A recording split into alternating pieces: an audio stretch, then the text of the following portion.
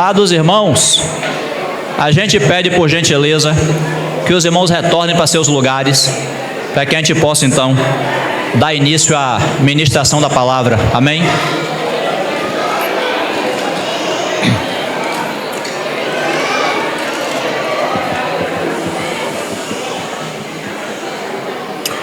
Aqueles irmãos que estão lá fora e aqui também no subsolo, a gente pede aos irmãos, por favor, para retornarem.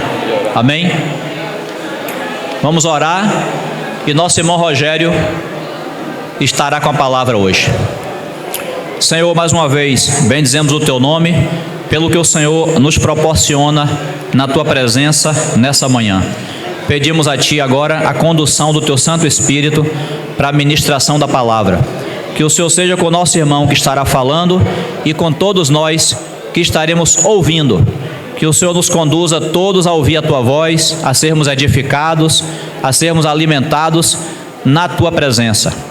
Tome esse ambiente, venha cingir nossas mentes, nos livrar de toda distração e também todo levante do inimigo, toda obra das trevas. O Senhor faça cair por terra em nome de Jesus. Venha edificar o Teu povo, glorificar o Teu nome mais uma vez, em nome de Jesus, Senhor. Amém.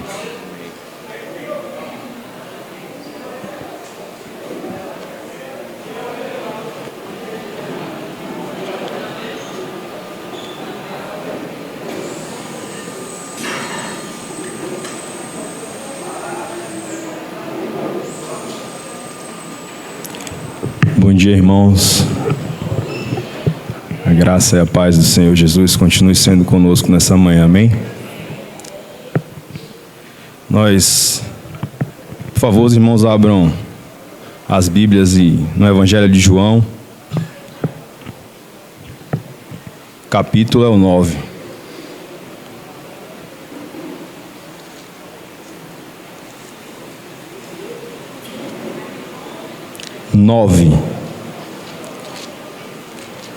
João 9. Os irmãos deixam a Bíblia aberta aí, adianta algumas páginas para o penúltimo capítulo desse Evangelho. Capítulo 20, versículos 30 e 31. Amém?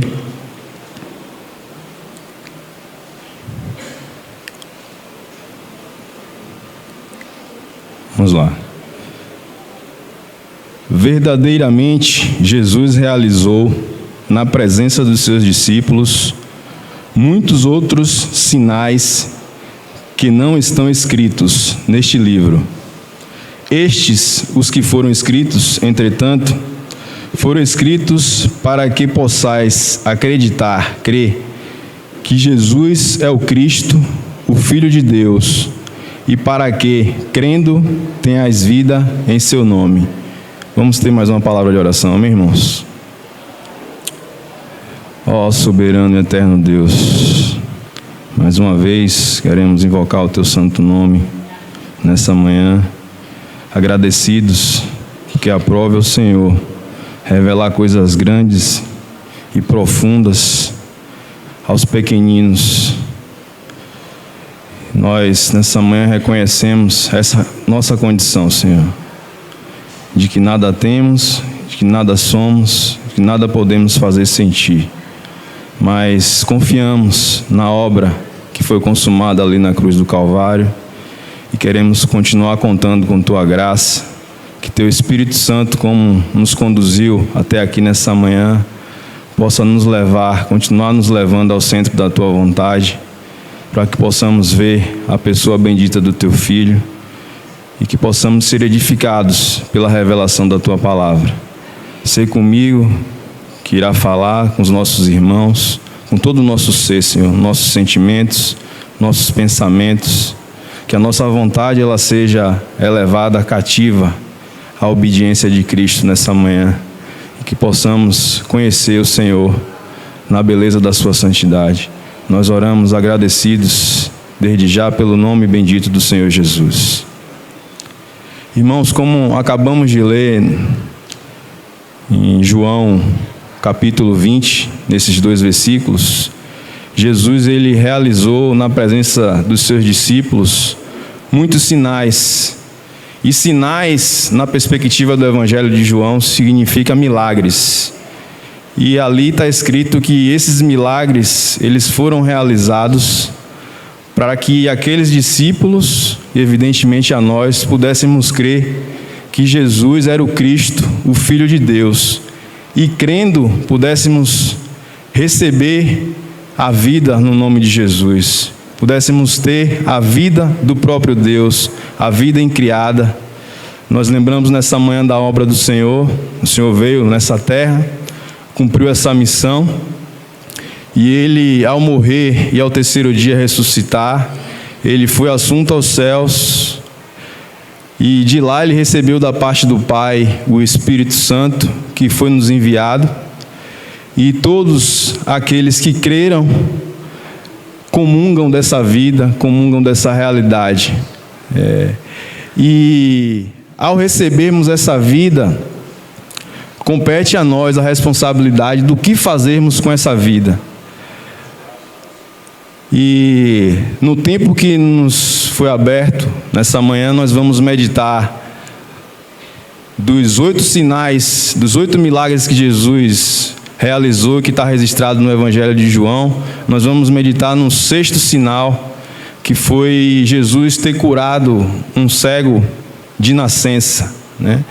E os sinais, como nós lemos, aponta para o maior de todos os sinais, que foi quando Deus ele foi elevado aos céus, atraindo muitos homens a eles, e ao ser morto, o seu sacrifício foi aceito, ele consumou uma obra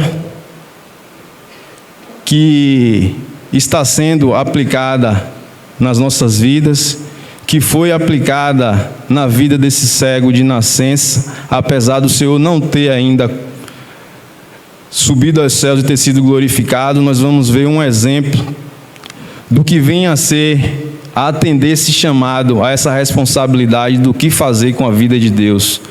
É um irmão que ele viveu para a glória de Deus, ele manifestou as obras de Deus, e eu acredito que não é à toa que o Espírito Santo de Deus, ele investiu um capítulo inteiro para mostrar o testemunho desse irmão, e mais alguns versículos do capítulo 10 desse mesmo Evangelho. E penso que é interessante estarmos meditando, né, nesse testemunho maravilhoso desse cego de nascença. Vamos lá ao capítulo 9. Né? Ao caminhar, Jesus viu um cego de nascença. Irmãos, esse versículo, de cara aparece 2 personagens. Como eu disse, o destaque aqui é esse cego de nascença, mas primeiramente aparece a pessoa bendita de Jesus, porque em toda a Escritura, na verdade a Escritura ele fala dessa pessoa, desse Filho de Deus que veio a essa terra. E se nós quisermos conhecermos a Deus, nós precisamos buscar o conhecimento dessa pessoa nas Escrituras, porque como lembramos aqui, Jesus, ninguém jamais viu a Deus, mas o Filho unigênito que estava no seio do Pai, esse veio revelar. Nós conhecemos que Ele é o resplendor da glória de Deus, Ele é a expressão exata do seu ser, né? Se você quer conhecer a Deus, o coração de Deus, Ele já foi revelado na bendita pessoa de Jesus. E é por isso que o escritor de Hebreus, ele inicia a sua carta dizendo ali que anteriormente Deus havia falado de várias maneiras aos pais pelos profetas, mas no dia de hoje Ele tem nos falado através da bendita pessoa do Senhor Jesus. E mais na frente, Ele vai dizer que é o nosso dever olharmos atentamente, fixamente para Ele, que Ele é o autor e aperfeiçoador da nossa fé. Então a nossa relação, o nosso conhecimento e o nosso serviço a Jesus, ele só vai ser real, ele só vai ter realidade espiritual a partir da revelação dessa bendita pessoa de Jesus.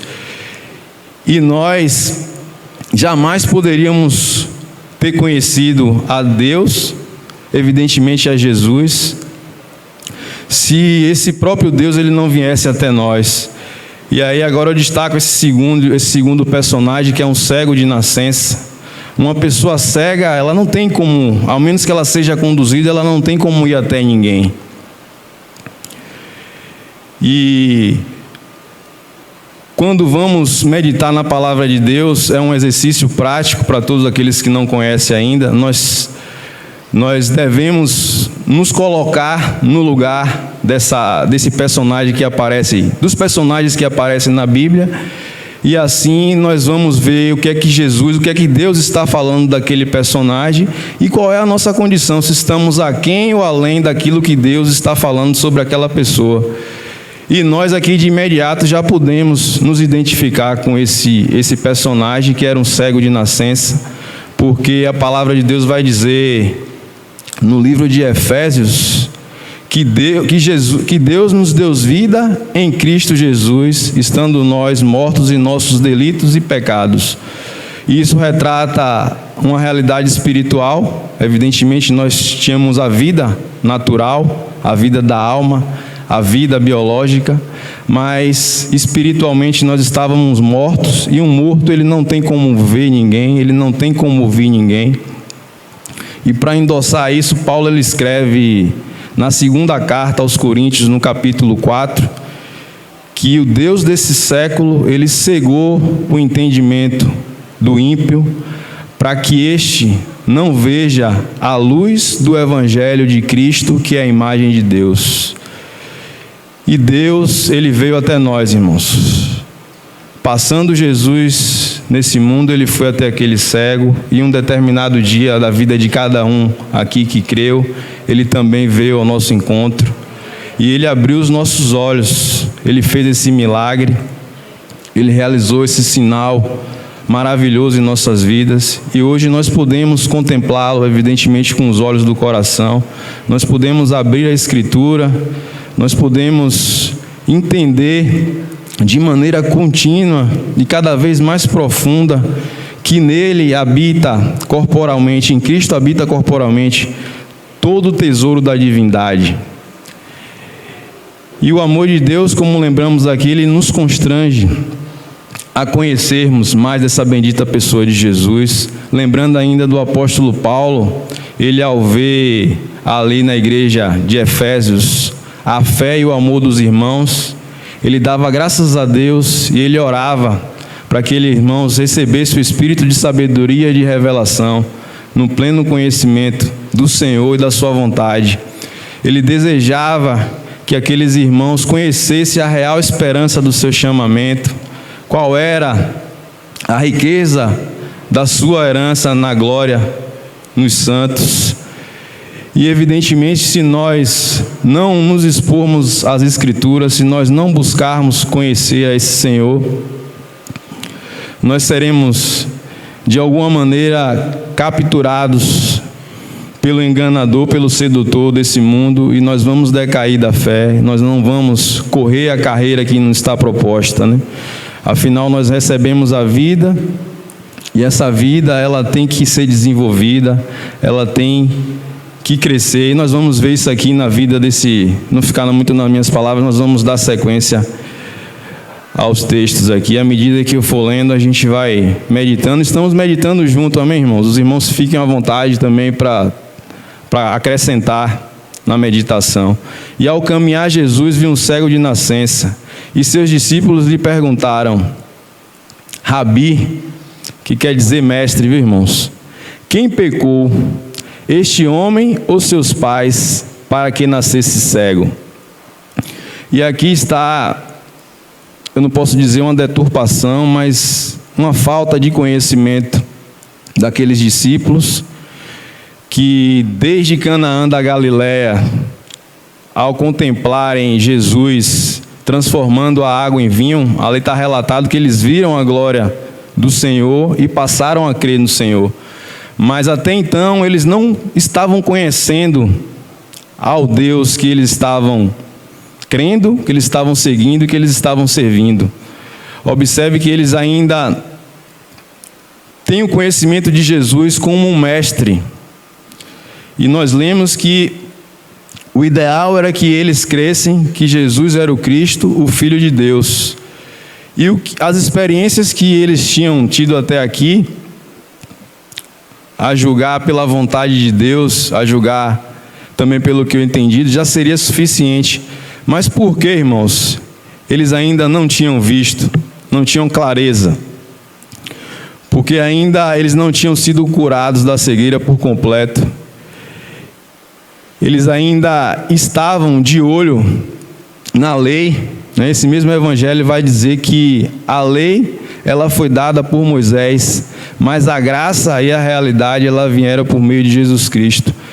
E antes de ter essa revelação, antes de conhecer essa realidade, o homem ele não tem como ver a Jesus, de fato, desfrutar das riquezas de Jesus.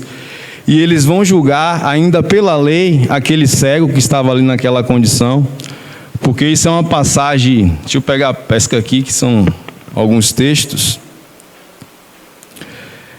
Lá em Êxodo, irmãos, eu vou ficar devendo as passagens, os endereços, depois se os irmãos quiserem eu posso estar passando para não atrapalhar aqui no desenvolver aqui da minha meditação. Obrigado.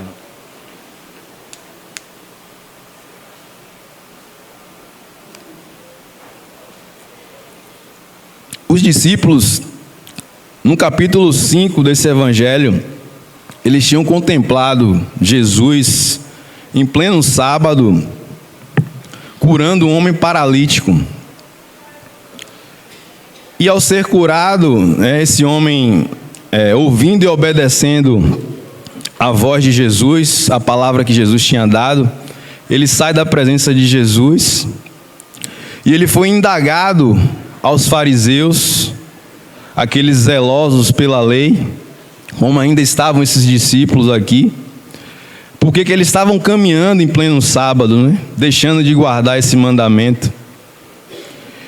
E ele responde a esses homens que ele estava fazendo aquilo ali em obediência a um homem que ele não conhecia ainda. E Jesus, ao dar mais uma oportunidade, ao ter um reencontro com esse homem, ele se apresenta como o próprio Jesus e disse àquele homem que era para ele ir, mas que não era para ele pecar mais. E diante dessa experiência e diante do conhecimento que os discípulos tinham da lei, ele faz essa pergunta: quem pecou para que nascesse cego? Seus pais ou ele? Isso porque estava escrito lá em Êxodo, irmãos, quando o Senhor deu o mandamento, alertando o seu povo sobre a condição idólatra do seu coração, que Deus, ele vou puxar aqui na mente, ele pune esse pecado de idolatria até a terceira e a quarta geração daqueles que não o amam, daqueles que deixam de amar a Deus para idolatrar uma outra coisa, ou um outro Deus. Mas lá também está escrito que ele age de misericórdia até a 1000ª geração daqueles que o amam. E esses discípulos ainda estavam olhando para Moisés e para a lei, ao invés de estar vendo aquele que de fato veio para que Deus pudesse ser experimentado através dos homens. A graça imerecida, Deus deu o seu próprio Filho, revelou o seu próprio coração a nós pecadores, e a partir dessa graça nós podemos desfrutar da realidade de conhecer verdadeiramente a Deus, de se relacionar verdadeiramente com Deus e de poder servi-los. Mas os olhos deles ainda não tinham sido abertos para conhecer de fato quem era Jesus. E aí Jesus responde: nem ele pecou, nem seus pais, mas foi para que as obras de Deus fossem reveladas na vida dele. E aqui um ponto importante: Deus curou esse homem e Deus nos curou para que a obra de Deus fosse revelada através de nossas vidas, irmãos.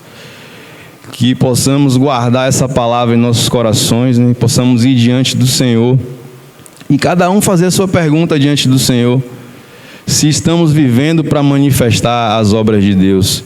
E manifestar as obras de Deus, os irmãos conhecem que é manifestar a natureza, manifestar o fruto do Espírito Santo, manifestar a obra de Deus. É nessa graça imerecida de ter o Espírito de Deus, poder, através dele, testemunhar da pessoa bendita de Jesus. Muitas coisas estão envolvidas. Nós somos chamados para viver para a glória do louvor do nome de Jesus. Nossas vidas só vai ter sentido, só vai ter lucro para Deus e para nós, se de fato nós tomarmos posse disso que recebemos e estarmos diante de Deus, porque é Ele quem gera tanto querer e o efetuar, para que naquele grande dia, onde todos vão estar diante do Senhor, nós possamos ser achados fiéis a essa dádiva maravilhosa de poder ser representantes do seu reino aqui nessa terra, de podermos manifestar a sua natureza, o seu caráter e conduzir outras vidas, né? Ser luz para que outros possam também enxergar e poder desfrutar dessa realidade de conhecer a Deus através de Jesus.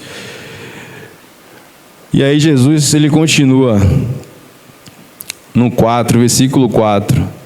Eu devo fazer as obras daquele que me enviou enquanto é dia. A noite vem quando ninguém pode trabalhar. Durante o tempo em que estiver no mundo, sou a luz do mundo. Aí vou dar mais uma pausa aqui. Durante o tempo em que eu estiver no mundo, sou a luz do mundo. Nós iniciamos dizendo que estava Jesus a caminhar nesse mundo, e para entendermos um pouco mais, é necessário contextualizar qual é a realidade do mundo. Qual é o mundo daquela época, qual é o mundo que nós vivemos hoje? A Bíblia vai dizer que Ele nos tirou do império de trevas e nos conduziu a um reino de luz, para que pudéssemos manifestar a sua obra. Ele nos tirou do poder de Satanás e nos conduziu a Deus, para que pudéssemos manifestar as suas obras. E o que vem a ser esse império de trevas, irmãos? Para tentar explicar um pouco isso, para ser mais palpável para os irmãos, lá no Evangelho de Lucas, no primeiro capítulo, confere aí Jesus para mim, por favor, é no primeiro ou no segundo, no versículo 5. Quando veio o predecessor de Jesus, aquele que ia preparar o caminho para Jesus, quando o anjo, na verdade, ele visita o pai de João Batista, e ele diz ali àquele pai que as orações dele foram ouvidas, né? E que a sua esposa, já sendo uma mulher de idade, uma mulher que não podia gerar filhos, ela iria dar luz a um menino que seria João Batista. E os irmãos conhecem que há uma diferença muito pouca do tempo do nascimento de João Batista para Jesus. Acredito que são 3 meses de diferença. E lá está, acredito, 6, né? 6 meses de diferença. E lá está escrito que nos dias de Herodes estava Zacarias, não é isso? Estava Zacarias no templo. Nos dias do rei de Herodes, lá em Judá, não é isso que está escrito, Jesus? Quem estava no trono, irmãos, de Judá, não foi ninguém da descendência de Davi, como o Senhor havia prometido, que a partir daquela linhagem de Davi, jamais deixaria de ter um daquele povo no trono, se aquele povo se mantesse fiel. Os irmãos conhecem que os judeus, eles erraram o alvo, né? Israel, ela foi entregue para que pudesse... Foi entregue ao Império Romano, né? Como todo mundo daquela época estava dominado pelo Império Romano. E quem estava sentado no trono de Judá era Herodes. E quem era Herodes, irmãos? Para entendermos o contexto sociopolítico daquela época. Herodes era aquele que cometeu um dos grandes genocídios da história da humanidade, que ele, considerando ele ao ser enganado por aqueles magos, reis magos que vieram contemplar o nascimento de Jesus, ele mandou matar todas as crianças abaixo de 2 anos. E como se não bastasse, o contexto religioso também estava degradante, porque Zacarias estava dentro do templo, ele ia oferecer lá, era o incenso, né? Ele ia fazer a queima do incenso, e Deus, ele se manifesta de uma maneira diferente de quando ele se revelou lá a Moisés, ainda no deserto, que ele disse que ele iria falar de cima da arca entre os querubins, né? Ali tinha um propiciatório e Deus ia se manifestar ao sacerdote, ao sumo sacerdote, daquela maneira. Isso quer dizer que todos os cerimoniais da religião que os judeus fizeram a partir da lei eram vazios de realidade, eles estavam cumprindo todo o rito. Isso também deve falar aos nossos corações, que nós também podemos estar cumprindo ritos vazios de realidade. Mas o Icabote já havia acontecido há muito tempo, a glória de Deus já havia abandonado aquele local, já havia abandonado aquele povo, e Deus vem de uma outra maneira a falar com ele, vem através de um anjo, o que não é comum, é evidente, os irmãos entendem. Nosso irmão Luciano, no domingo passado ele concluiu aí uma série de ministrações que falava lá do livro de Malaquias, né? Já havia aí em torno de 400 anos que Deus, ele não tinha falado por meio de ninguém, né?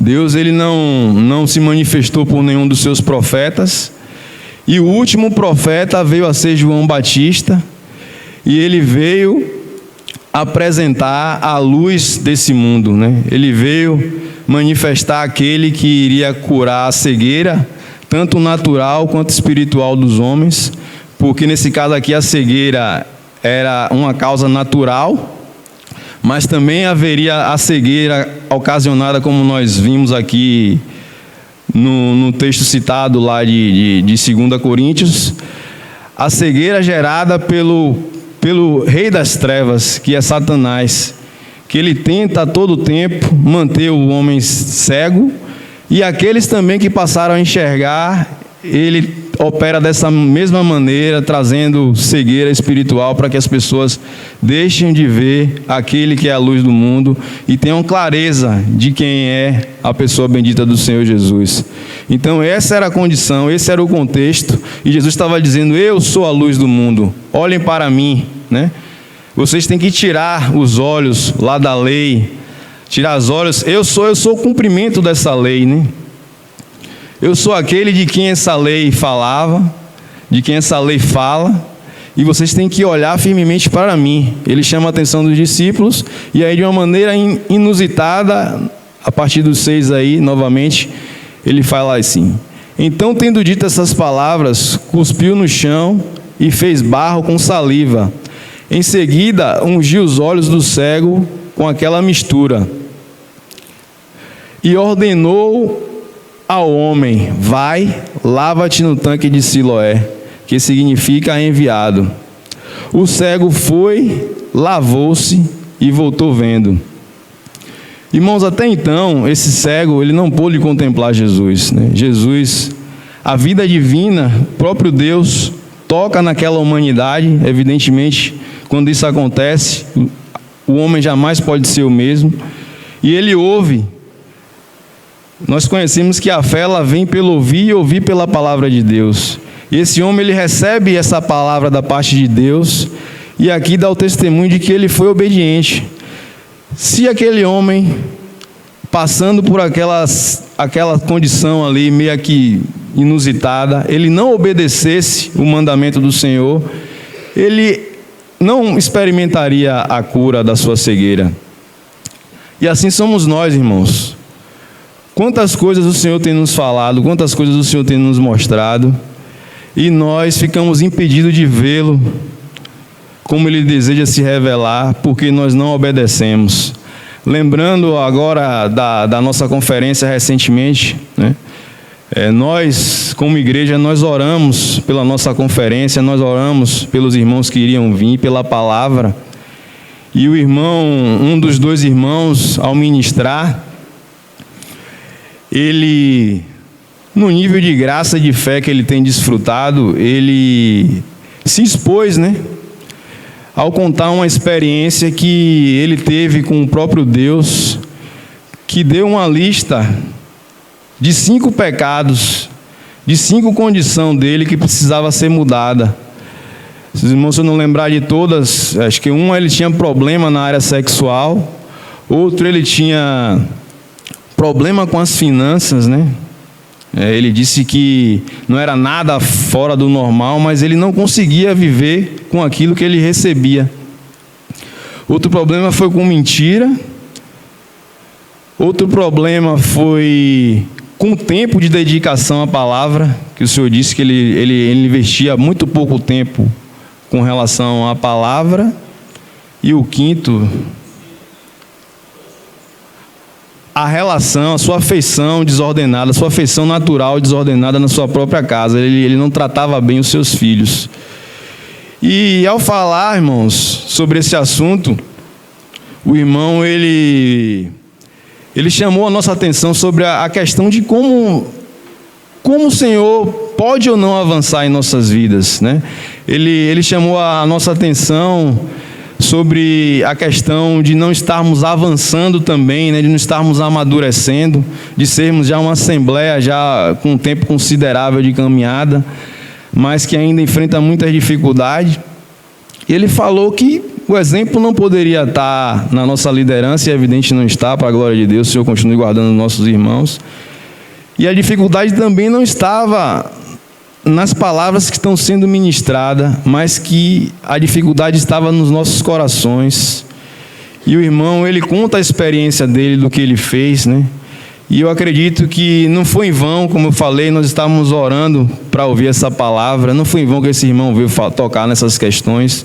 E o que tocou em cada um de nós, irmãos, nós não devemos deixar que o inimigo roube essa palavra. Nós devemos buscar diante do Senhor o passo a passo que o irmão colocou ali, de se arrepender, de confessar uns aos outros, para que sejamos de fato sarados e que possamos prosseguir em conhecer o Senhor, né? Ele traz o Senhor como um professor amoroso, mas que ele não abre mão da sua disciplina, que ele não pode passar para uma nova fase se aquele problema ali que ele já colocou não for resolvido. E um dos nossos problemas, eu não tenho a liberdade de fazer isso, o irmão teve, de pedir para levantar a mão, não vou pedir para ninguém levantar a mão aqui, é com relação à exposição à palavra, irmãos. Quanto tempo os irmãos têm dedicado do seu dia para meditar nas Escrituras?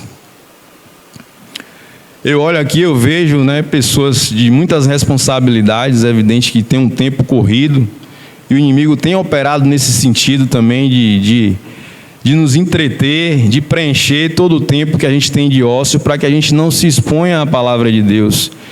E se nós, me perdoem os irmãos, eu não quero ofender ninguém, se nós não tomarmos esse caminho, o Senhor não tem como fazer nada em nossas vidas, irmãos.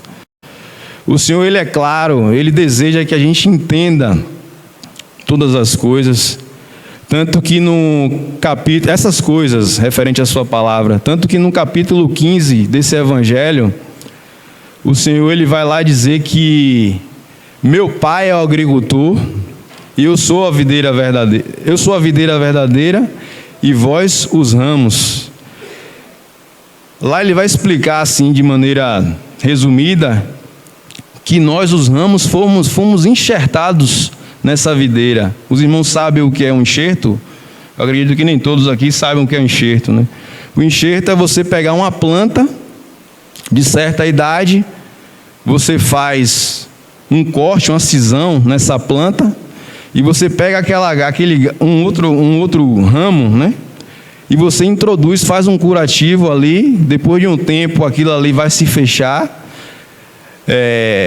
Pelo conhecimento natural que eu tenho, pelo próprio tempo ali de cicatrização, aquele curativo vai sair, e aquele ramo ele vai fazer parte daquela árvore, e o objetivo disso, a grosso modo, é que haja produção.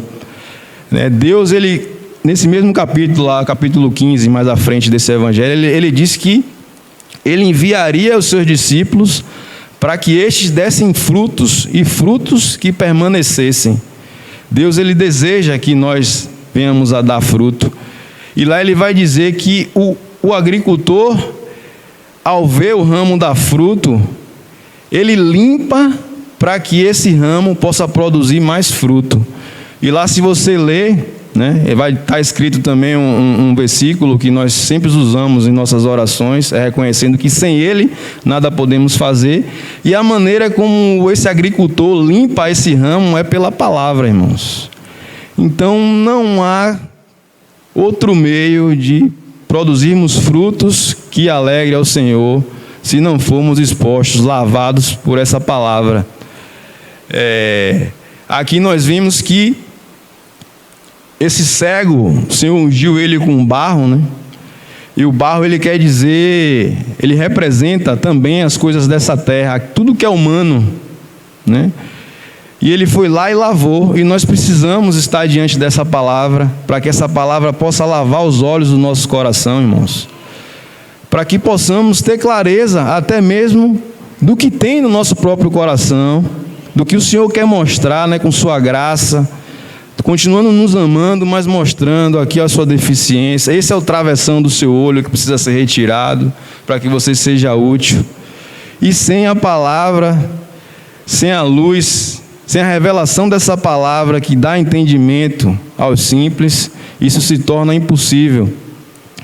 O apóstolo Paulo, ele vai descrever também lá na carta aos Efésios, acho que é o capítulo 5, versículo, a partir do 23, dá uma conferida, Jesus. Ele vai dizer que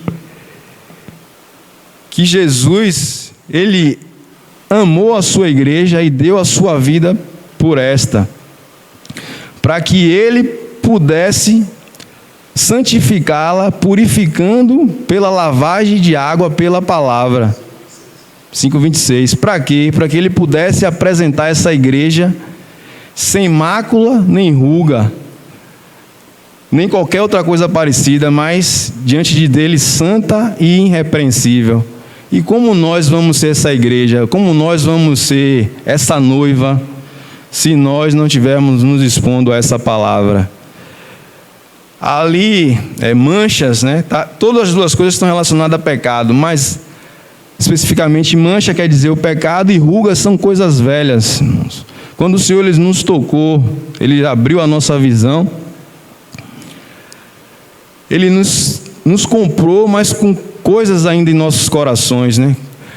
Muitos pecados nossos foram vencidos, evidentemente, pelo poder da fé ali na sua obra, mas outras coisas relacionadas ao nosso caráter, aos nossos pensamentos, às nossas emoções, a nossa vontade, né? Insubmissa ao Espírito, governada pela nossa alma que ainda não foi salva, ela ainda tem uma tendência a prevalecer, e isso vai ser até o fim da nossa carreira, os irmãos conhecem isso. E outras coisas também nós trazemos conosco, irmãos, coisas velhas, rugas, coisas velhas que nós aprendemos, maneiras vãs de viver que nós aprendemos com os nossos pais, a maneira de nos relacionarmos, a nossa justiça própria, irmãos. Nós trazemos essa bagagem para o meio da comunidade de Deus, e isso tudo é apresentado no nosso serviço, isso tudo é apresentado na maneira como nós nos reunimos, né? Como nós nos relacionamos uns com os outros. E isso só vai ser lavado por essa exposição à palavra. Isso não vai ser aqui no primeiro dia da semana, no domingo, com o irmão vindo aqui e colocando a carga dele do coração a nós, né? Nós devemos ter essa prática. É claro que não é fácil, né, irmão? Não estou dizendo que isso aqui é fácil, mas nós sempre temos tempo para aquilo que é prioridade em nossas vidas. Sempre temos tempo para aquilo que é prioridade em nossas vidas. Então que possamos, né, na nossa condição, a condição de cada um, estar também diante do Senhor, buscando experimentar essa realidade. Porque esse cego, ele só passou a ver porque ele obedeceu a palavra, ele foi lá, se lavou e voltou vendo. E aqui agora, irmãos, e qual é o tempo, né? Ele foi curado para manifestar as obras de Deus. Mas qual é o tempo correto para que um novo convertido ele possa manifestar as obras de Deus? No Salmos, primeiro Salmo, do versículo 1 ao 3, lá está escrito que bem-aventurado é o homem que medita na lei do Senhor de dia e de noite.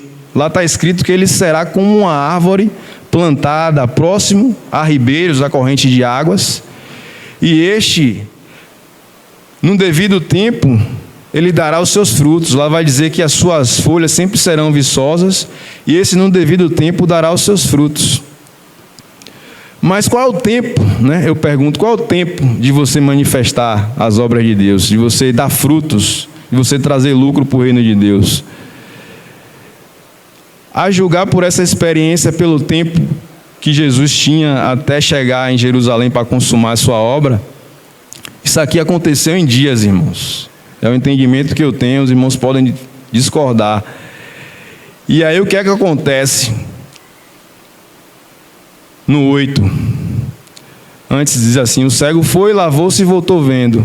Portanto, os vizinhos e aqueles que o conheciam como cego diziam: não é este o mesmo homem que costumava ficar sentado mendigando? Olha, o cego era um mendigo. Alguns afirmavam: é ele mesmo. Outros comentavam: apenas se parece com ele. Ele mesmo, entretanto, assegurava-lhes: sou eu. Me perdi aqui. Sou eu o homem. Irmãos, esse cego, ele teve a oportunidade de passar de uma maneira desapercebida. Ele poderia ter deixado essas pessoas aqui na dúvida, até porque ele era um cego e vivia a mendigar. Ele poderia ter vergonha da sua condição, mas ele tomou a sua posição nova em Cristo Jesus. Ele assumiu a sua condição de crente, e essa é uma das formas de nós manifestarmos a obra de Deus. Eu me envergonho do exemplo desse irmão. Eu vou contar aqui um testemunho que aconteceu comigo, com minha vida. Eu me converti no mês de março, mais ou menos. A minha conversão também foi um tanto inusitada. Tenho um pai na fé ali. Na verdade, eu tenho mais, eu não falei nem isso a ele ainda. Eu tenho mais de um pai na fé. Mas o meu pai na fé está sentado ali. Foi ele que fez, de fato, o parto. E eu levei o intervalo de... Eu não sei dizer precisamente a data pela maneira inusitada que foi a minha conversão. Mas foi no mês de março, acredito que tudo aconteceu. E eu levei alguns meses, irmãos. Quando chegou em final do ano, dezembro, né? Essas festas que o mundo comemora.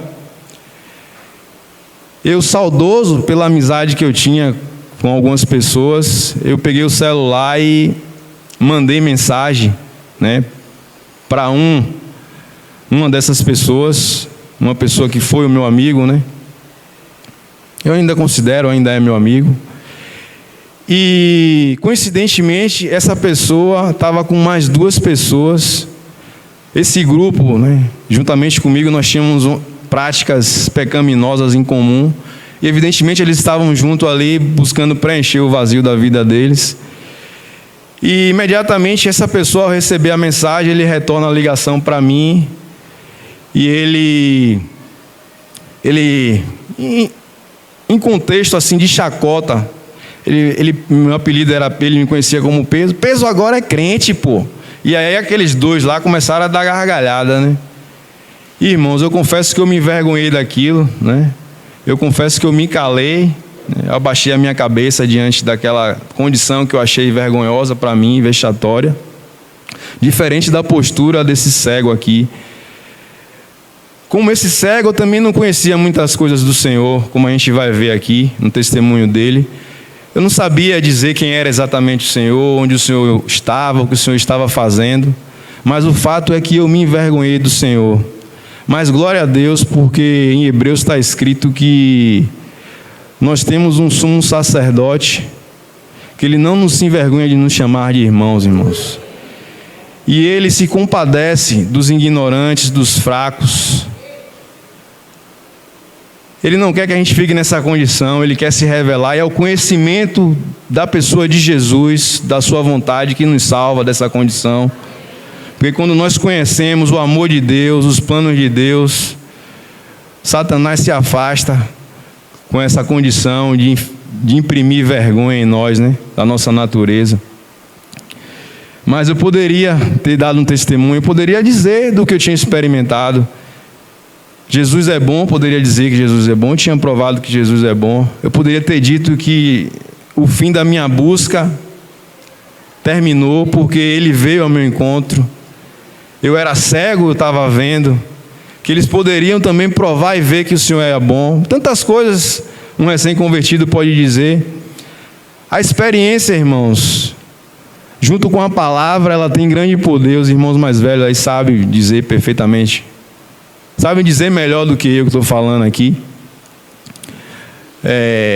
Para fundamentar isso, né, a mulher samaritana, nesse evangelho também tem esse testemunho da mulher samaritana.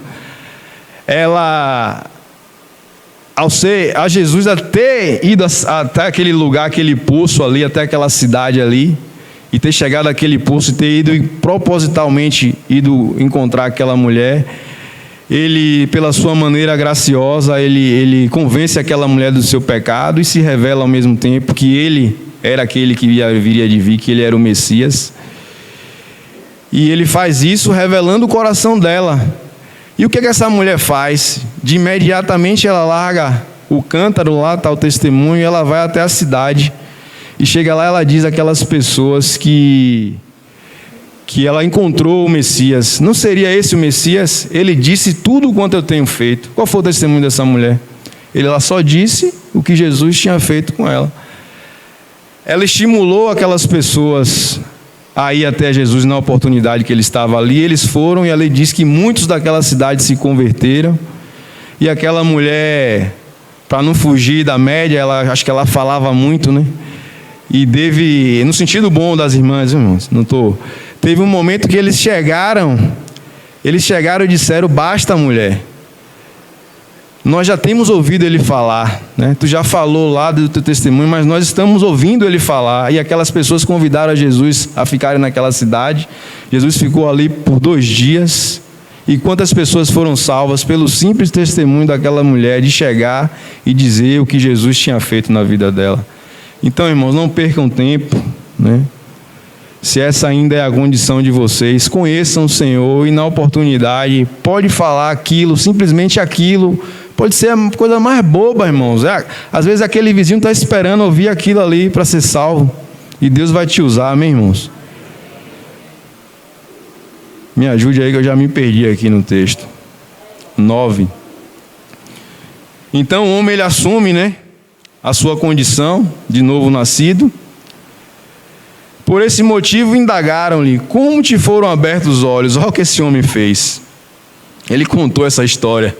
Ele respondeu: um homem chamado Jesus. E olha a visão que ele tinha da pessoa de Jesus. Não era o Cristo, o Filho do Deus vivo. Ele conhecia, ele ouviu um homem falar, né? Ele ouviu, um homem falou com ele. E assim ele testemunhou. Um homem chamado Jesus misturou terra com saliva, ungiu meus olhos e disse-me: vai, lava-te no tanque de Siloé. Então fui, lavei-me e recebi a visão. Glória a Deus. Se crer, verá a glória de Deus. Amém? Em seguida lhe perguntaram: onde está ele? Ao que ele respondeu: o que é que esse homem sabia de Jesus? Eu não sei. Eu só sei que eu era cego e agora vejo.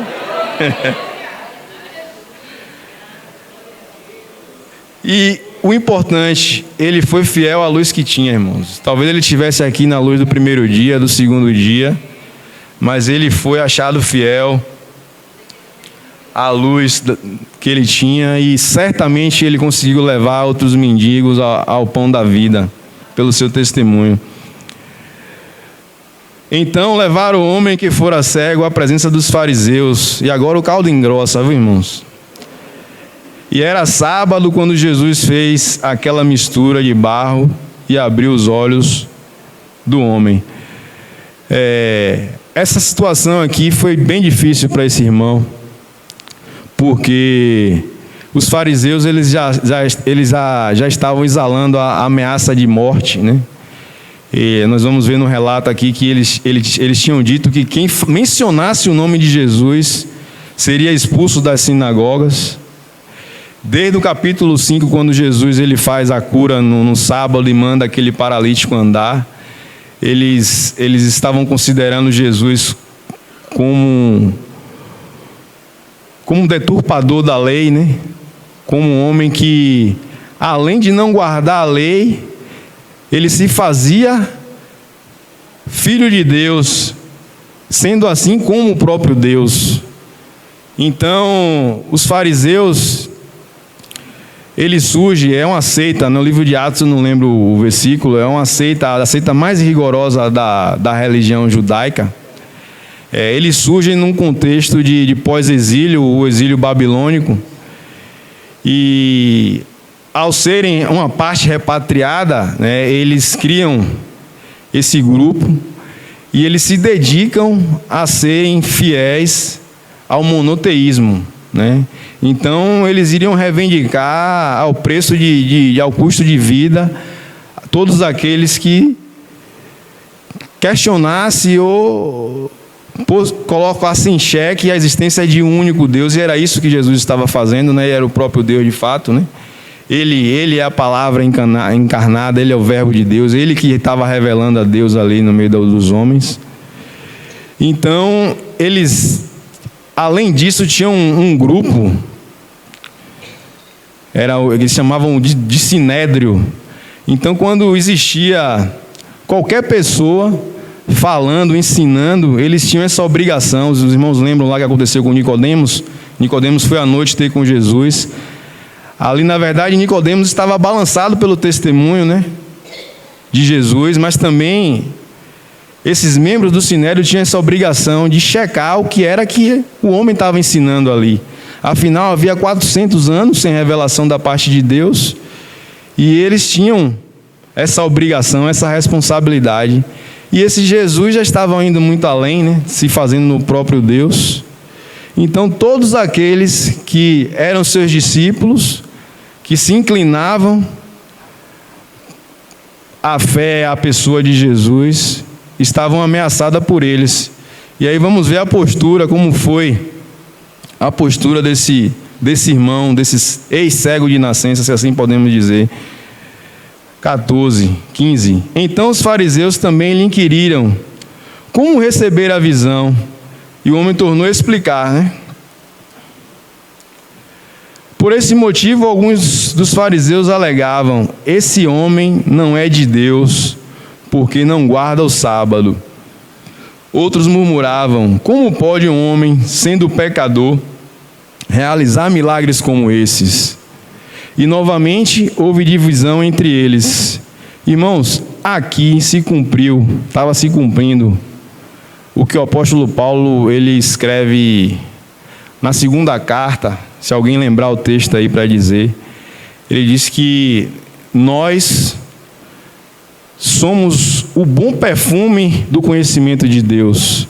Nós exalamos o perfume de Deus para aqueles que estão sendo salvos, a salvação, e para aqueles que estão ainda em morte, a condenação.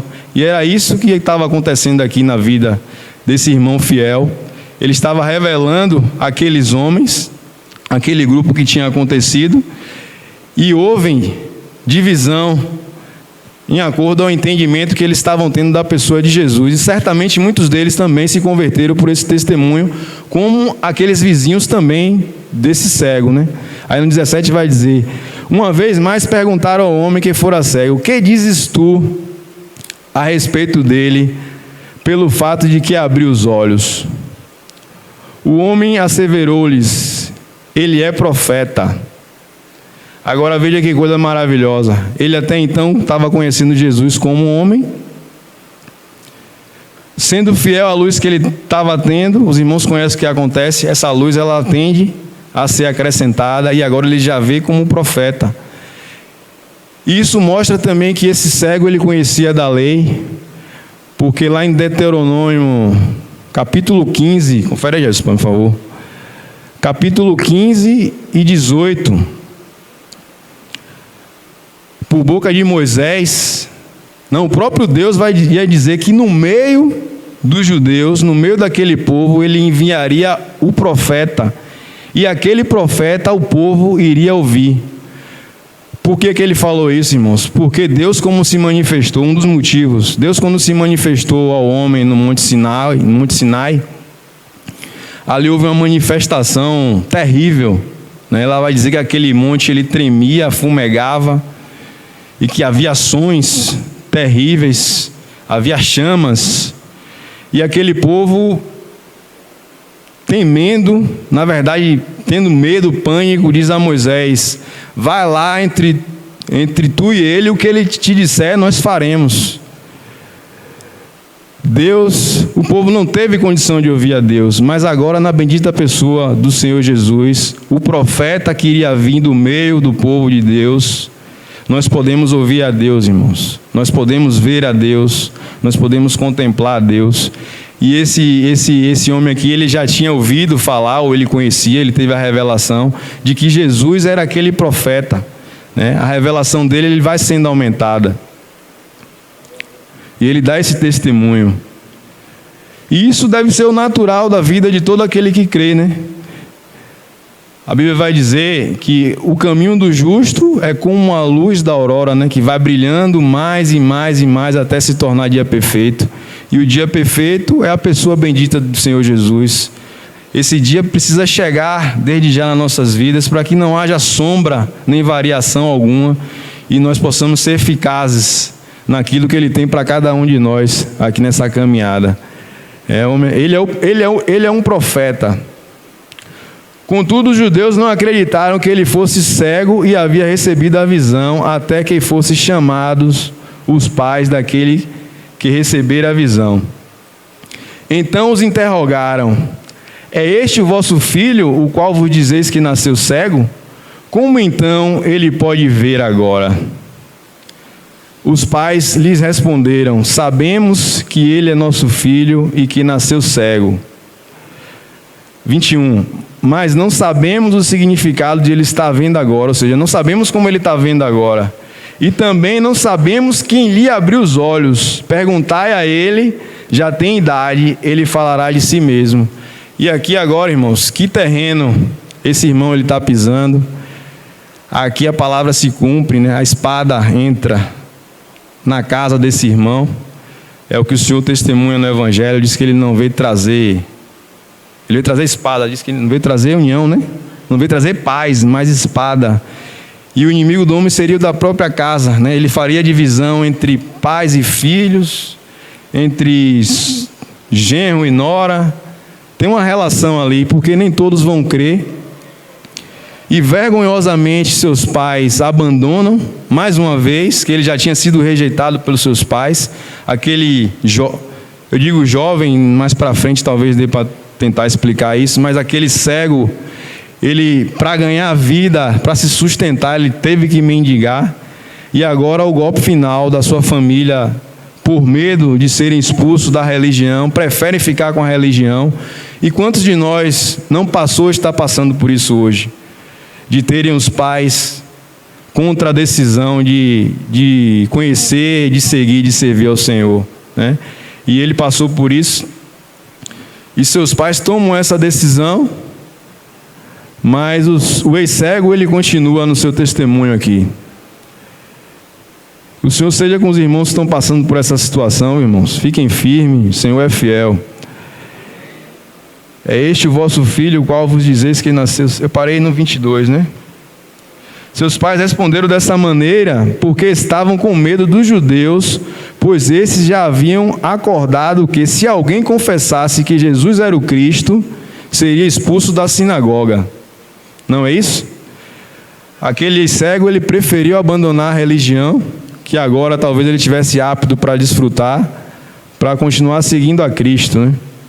23. Foi por isso que seus pais disseram: perguntar a ele, já tem idade.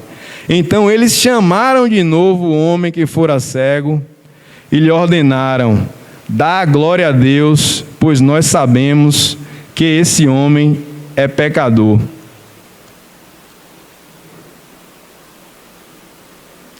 (25) Irmãos, as pessoas, né, só uma lembrança aqui do que eu estava meditando nesse texto. As pessoas, elas podem querer negar o Senhor, né?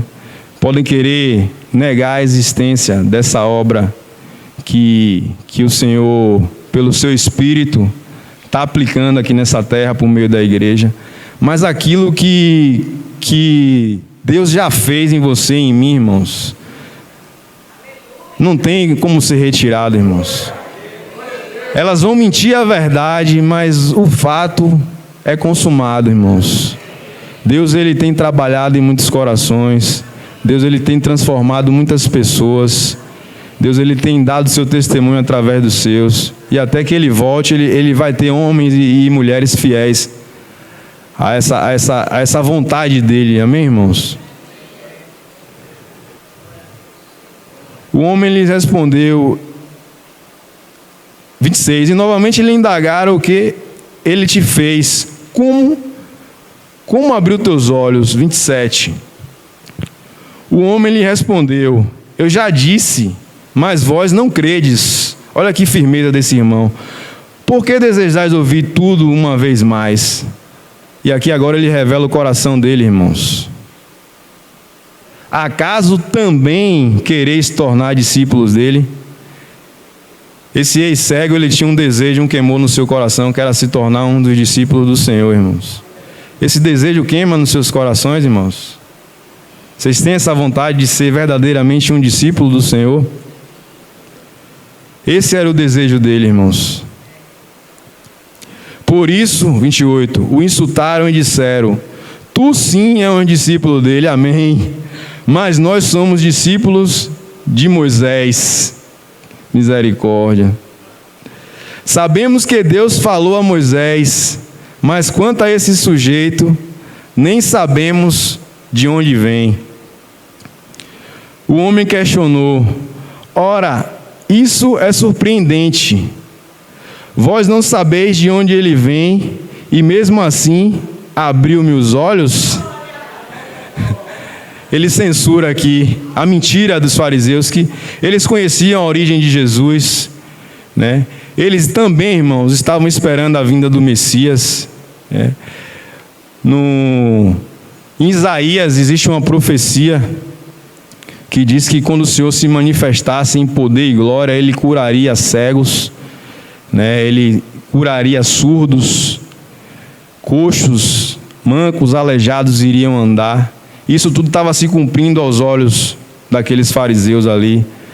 Só que aqueles fariseus, eles não queriam aceitar que Jesus, aquele homem em que eles conheciam seus pais, sabiam de onde eu vinha, de um lugar que não tinha se levantado mestre nem profeta algum, ninguém importante, porque eles amavam mais a glória desse mundo do que a glória de Deus.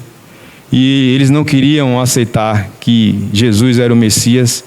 Eles também não conheciam, né, que Deus, ele revelou o seu coração. Deus, ele tinha uma vontade, que era revelar o seu filho, mas que seu filho também tem uma vontade no seu coração. Ele deseja uma noiva, né? Ele disse que ele edificaria a sua igreja. É isso que o Espírito dele está fazendo hoje.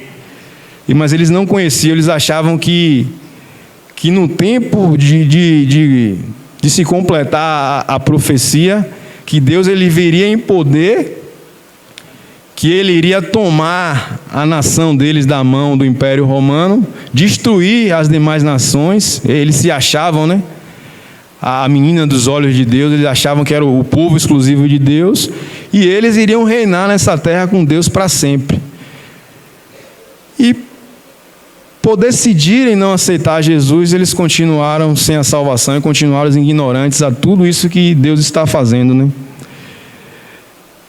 E aí esse cego, ele dá esse testemunho. O homem questiona, ora, isso é surpreendente, vós não sabeis de onde ele vem, e mesmo assim abriu os olhos. É sabido que Deus não ouve pecadores, Mas a todo adorador de Deus e a todo que faz a sua vontade, a esse ele atende. E ao testemunho, desde o início do mundo, jamais se ouviu que alguém tenha aberto os olhos de um cego de nascença. Se esse homem não viesse de Deus, não poderia fazer obra alguma. Então concluíram: tu que nasceste repleto de pecado, pretende nos ensinar? E o excluíram. Graças a Deus que eles o excluíram, né, irmãos? Irmãos, essa parte aqui da meditação, acredito que pelo horário não vai dar para estender para a gente concluir. Se for da vontade do Senhor, a gente vai ver o desfecho que ocorre daqui para frente desse testemunho. E aí a gente dá continuidade na próxima semana, amém, irmãos? Os irmãos, continuem me ajudando aí em oração, amém? Vamos orar. Senhor, nós queremos te agradecer, Senhor, porque nós éramos cegos e agora nós podemos ver. Nós podemos contemplar a tua glória e de glória em glória sermos conformados à bendita pessoa do teu Filho. Continua tendo misericórdia de nossas vidas, nos concedendo a revelação necessária para que possamos crescer na graça e no conhecimento do Senhor. Obrigado por esse tempo, obrigado pelas tuas misericórdias. Continua sendo conosco todo esse dia, em nome do Senhor Jesus.